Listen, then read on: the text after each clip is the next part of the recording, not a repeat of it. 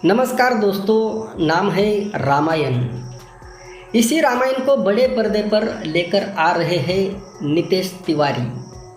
भगवान राम की भूमिका में है रणबीर कपूर, माता सीता के किरदार में है साई पल्लवी और रावण बनकर सामने आ रहे हैं यश। तो सवाल उठना बिल्कुल स्वाभाविक है, क्या यह रामायण भारतीय सिनेमा की सबसे बड़ी फिल्मों में शामिल होने वाली है, या फिर इतनी बड़ी उम्मीदें इस फिल्म के लिए सबसे बड़ी चुनौती बन जाएगी। क्योंकि दोस्तों, रामायण पर फिल्म बनाना आसान नहीं है।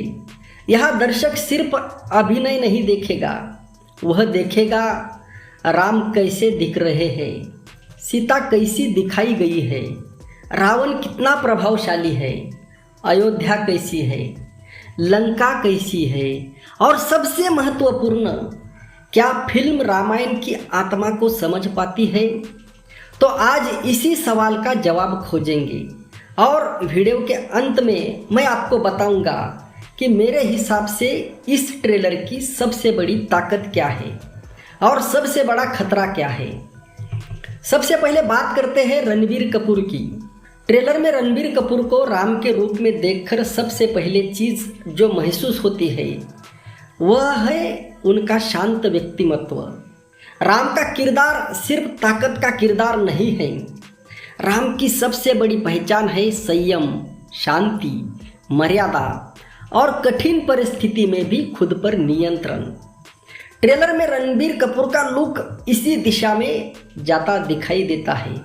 उनके चेहरे पर आक्रामकता से ज़्यादा शांति दिखाई देती है और यही चीज़ इस कास्टिंग को दिलचस्प बनाती है, क्योंकि रणबीर कपूर को हमने अलग अलग तरह के किरदारों में देखा है, लेकिन राम का किरदार उनके लिए बिल्कुल अलग परीक्षा है। यहाँ स्टारडम से ज़्यादा जरूरी है विश्वसनीयता। दर्शक को यह महसूस होना चाहिए कि सामने रणबीर कपूर नहीं है बल्कि राम खड़े हैं, और यही इस फिल्म की सबसे बड़ी चुनौती है। अब बात साई पल्लवी की।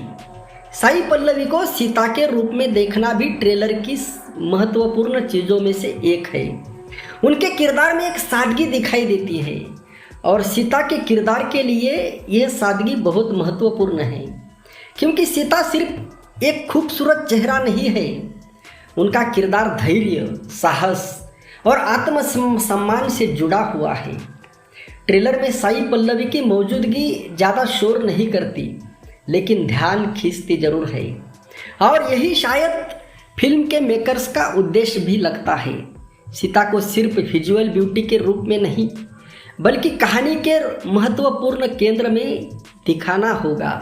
लेकिन दोस्तों, अब आते हैं उस किरदार पर जिसका इंतजार शायद सबसे ज़्यादा था, रावण। और यहाँ नाम है यश।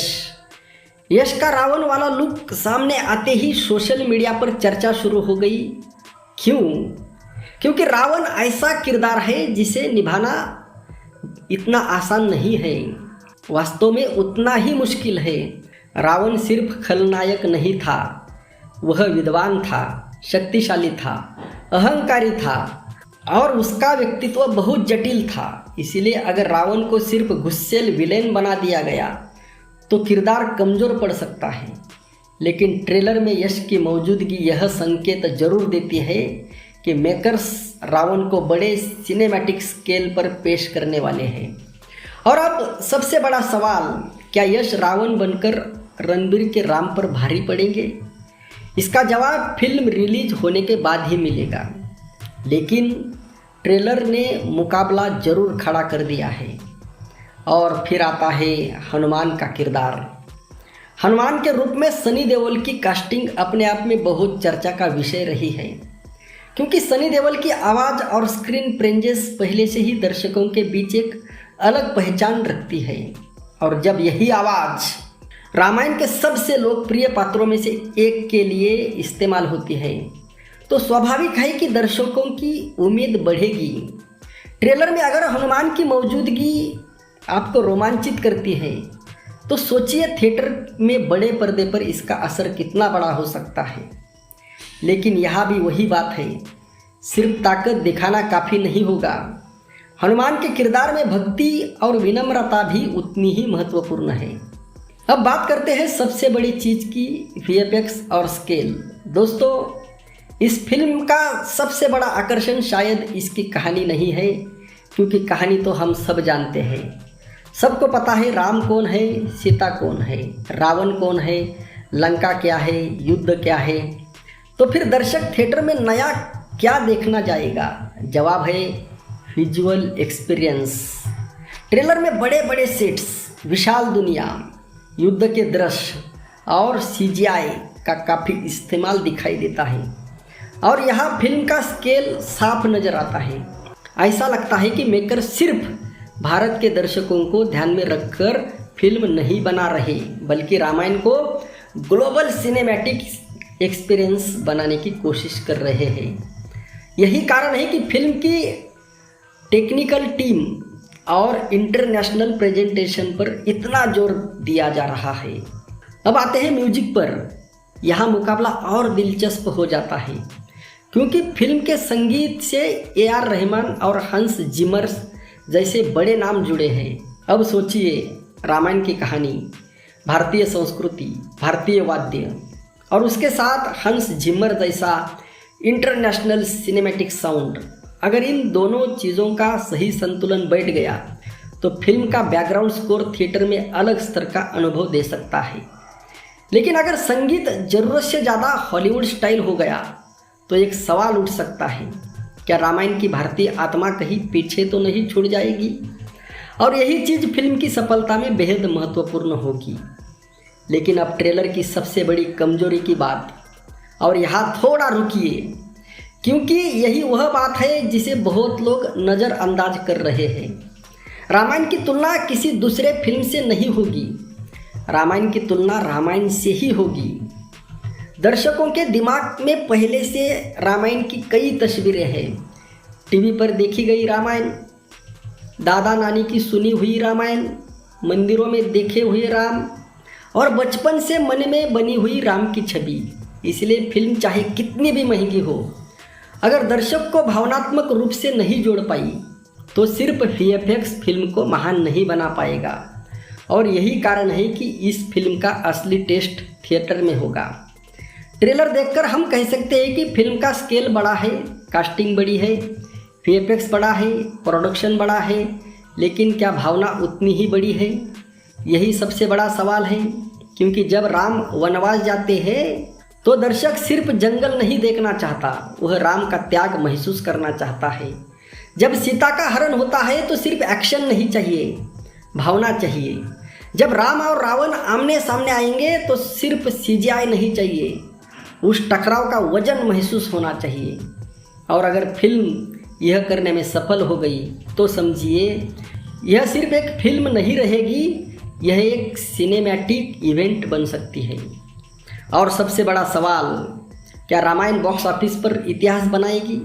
देखिए, इतने जल्दी कोई पक्का प्रेडिक्शन करना सही नहीं होगा, लेकिन ट्रेलर ने एक बात साबित कर दी है, लोग इस फिल्म को देखने के लिए उत्साहित हैं। फिल्म को लेकर इतनी चर्चा है कि इसके ट्रेलर ने अलग अलग भाषाओं और प्लेटफॉर्म्स पर बहुत बड़ा ऑडियंस रीच हासिल किया है।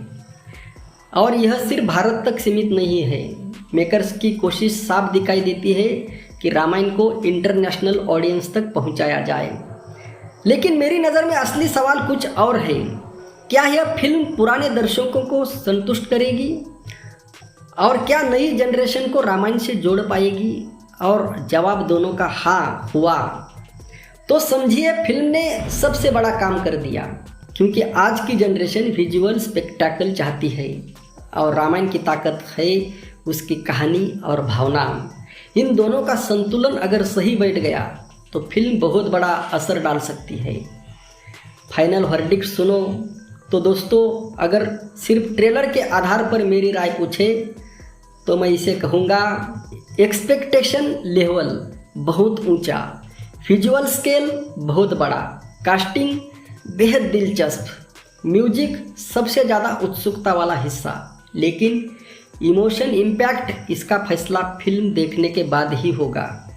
और यही सबसे ज़रूरी बात है, क्योंकि रामायण को सिर्फ खूबसूरत दिखाना काफ़ी नहीं है, रामायण को महसूस करना पड़ेगा। और अब वीडियो खत्म करने से पहले एक सवाल आपसे, अगर आपको चुनना हो तो आप किसके किरदार को लेकर सबसे ज़्यादा उत्साहित है? रणबीर कपूर के राम, साई पल्लवी की सीता, यश के रावण या सनी देओल के हनुमान? कमेंट में सिर्फ एक नाम लिखिए और एक बात जरूर बताइए, क्या आपको लगता है कि रामायण भारतीय सिनेमा की सबसे बड़ी फिल्मों में शामिल होगी? क्योंकि दोस्तों, रामायण की कहानी हम सब जानते हैं, लेकिन इस बार असली कहानी यह होगी कि जब रामायण बड़े पर्दे पर उतरेगी तो दर्शकों के दिल में कितनी जगह बना पाएगी। जय श्री राम, जय श्री राम।